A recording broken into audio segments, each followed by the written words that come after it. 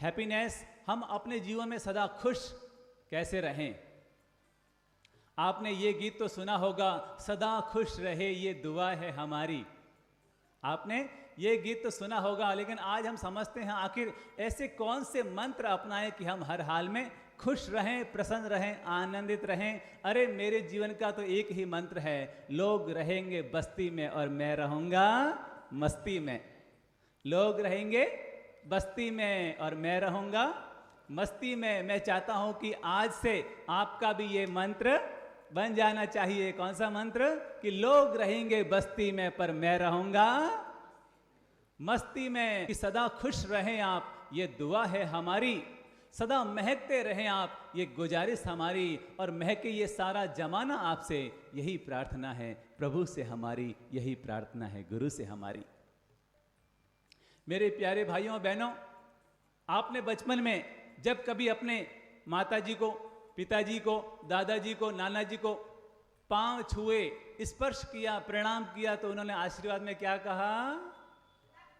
सदा खुश रहो, सदा खुश रहो। ये आशीर्वाद हमने बचपन में कई बार लिया है, इसीलिए हमारा बचपन तो बड़ा खुशी से व्यतीत होता है, बड़ा आनंद से व्यतीत होता है। लेकिन जैसे जैसे हम बड़े होते हैं, आशीर्वाद लेना बंद कर देते हैं और जीवन में खुशी भी गायब होनी शुरू हो जाती है। जीवन में लोड बढ़ना शुरू हो जाता है। कभी पढ़ाई का लोड, कभी करियर का लोड, कभी एग्जाम का लोड, और शादी हो जाए तो लुगाई का लोड, और धंधा करें तो कमाई का लोड। तो बचपन में पढ़ाई का लोड शुरू हो जाता है, जवानी में लुगाई का लोड शुरू हो जाता है, और धंधा करें तो कमाई का लोड शुरू हो जाता है, और जिंदगी भर हमारी ठुकाई होती रहती है। तो इसलिए जीवन का एक मंत्र हमें अपने जीवन से जोड़ना चाहिए, चाहे पढ़ाई हो, चाहे कमाई हो, चाहे लुगाई हो, या फिर चाहे ठुकाई ही क्यों ना हो, लेकिन हम तो हर हाल में खुश रहेंगे, हर हाल में मस्त रहेंगे, हर हाल में प्रसन्न रहेंगे। अरे खुश रहो हर हाल में, मस्त रहो हर काम में। बोल लीजिए, खुश रहो हर हाल में, मस्त रहो हर काम में, तो फर्स्ट आओगे जिंदगी के हर एग्जाम में। तो जिंदगी के हर एग्जाम में हमेशा फर्स्ट ही आओगे अगर आप हर हाल में खुश रहोगे और हर काम में मस्त रहोगे। हमारे गुरुदेव ने तो सीधा सरल मंत्र दिया है, सौ परेशानियों से मुक्त होने के लिए, सौ समस्याओं से मुक्त होने के लिए। और सीधा सरल मंत्र है, हर समय व्यस्त रहो और हर हाल में मस्त रहो। हर समय व्यस्त रहो और हर हाल में मस्त रहो। आज है ना, अपनी पढ़ाई की टेबल पर जाकर के लिख दीजिएगा कोटेशन। कौन सा कोटेशन? हर समय व्यस्त रहो और हर हाल में मस्त रहो। अपने बेडरूम में जाकर के भी ये लिख दीजिएगा, क्योंकि बेडरूम में माथा बड़ी ज्यादा होती है। जब शादी होती है तो इंसान के रूम में क्या होता है? परफ्यूम, गुलाब के फूल, खुशबू। जब शादी का पहला दिन होता है तो रूम में ये सब सजे होते हैं, लेकिन ये मंत्र हमारे जीवन से जुड़ा नहीं होता। तो इसलिए शादी के 5 साल के बाद रूम में झंडू बाम, हरा बाम, लाल बाम और विक्स की गोलियां आ जाती है, क्योंकि ये मंत्र हमारे जीवन से गायब हो जाता है। तो इसलिए बेडरूम में भी ये मंत्र लिख करके रख दीजिए। कौन सा मंत्र? हर समय व्यस्त रहो और हर हाल में मस्त रहो। और अपनी ऑफिस में आप जहां बैठते हैं उस टेबल पर भी ये मंत्र लिख दीजिए, क्योंकि हमारा दिमाग बहुत जल्दी ऑफ हो जाता है। आजकल बच्चों से पूछें, बेटा ये काम करेगा? नहीं मम्मी, मेरा मूड अभी ऑफ है।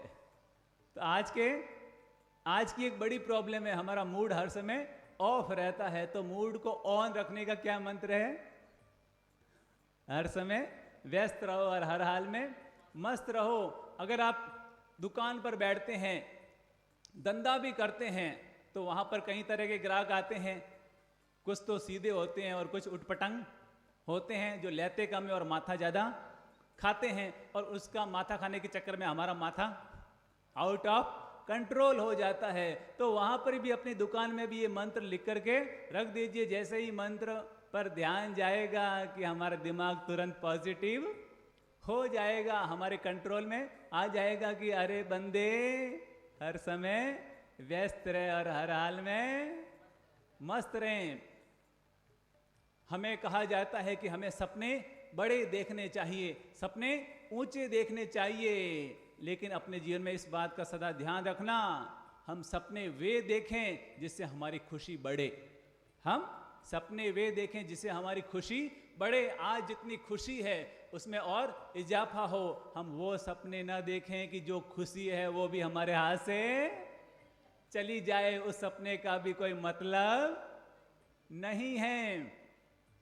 तो अपनी जिंदगी में बड़े सपने देखो, ऊंचे सपने देखो, पर वही सपने देखो जिससे हमारे आज की खुशी बढ़ती जाए, रोज दुगुनी होती जाए। कहीं ऐसा ना हो कि दुनिया का माल तो हमारे हाथ में आ जाए और हमारी खुशी हमारे हाथ से चली जाए, तो उस माल का भी कोई मतलब नहीं है। तो अपने जीवन में हमारा जो पहला और अंतिम लक्ष्य होना चाहिए, और वो ये है कि हम हर हाल में खुश रहेंगे। हर हाल में खुश रहना है, हमें हर हाल में खुश रहना है। हमारा ये मंत्र हमारे जीवन से जुड़ जाना चाहिए। जो लोग खुश नहीं रहते हैं उन्हीं को बीपी की शिकायत होनी शुरू हो जाती है, उन्हीं को हार्ट अटैक की प्रॉब्लम होनी शुरू हो जाती है, उन्हीं को डायबिटीज होनी शुरू हो जाती है। क्योंकि जब हम खुश नहीं रहते हैं तो हमारे अंदर की जो मांसपेशियां हैं, जो हमारे अंदर की नाड़ियां हैं, वो धीरे धीरे सिकुड़नी शुरू हो जाती है। और जब वो सिकुड़ जाती है तो ब्लड का जो फ्लो है वो भी स्लो हो जाता है। और जब ब्लड का फ्लो स्लो हो जाता है तो हमारे दिमाग में और हमारे हार्ट में जितनी एनर्जी पहुंचनी चाहिए उतनी एनर्जी पहुंच नहीं पाती है, और वो अपना फंक्शन भी कम करना शुरू कर देते हैं, और परिणाम फ्री में बीमारियां घर पे आ जाती है।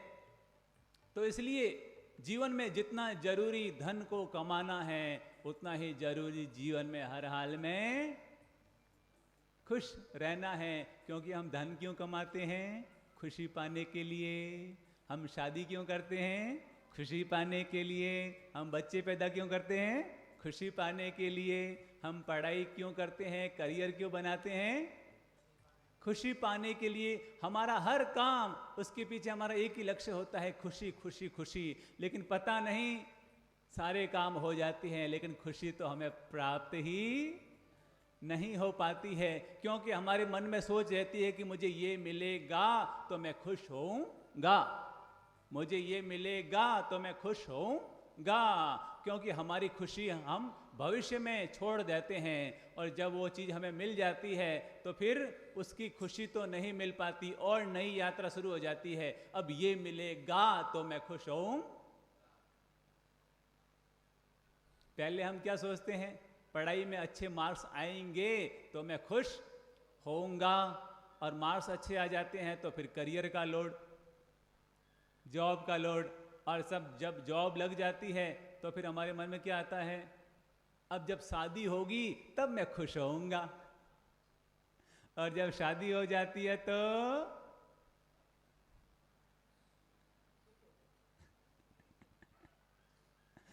तो हमारी खुशी फ्यूचर में हम छोड़ देते हैं कि ऐसा होगा तो मैं खुश होऊंगा।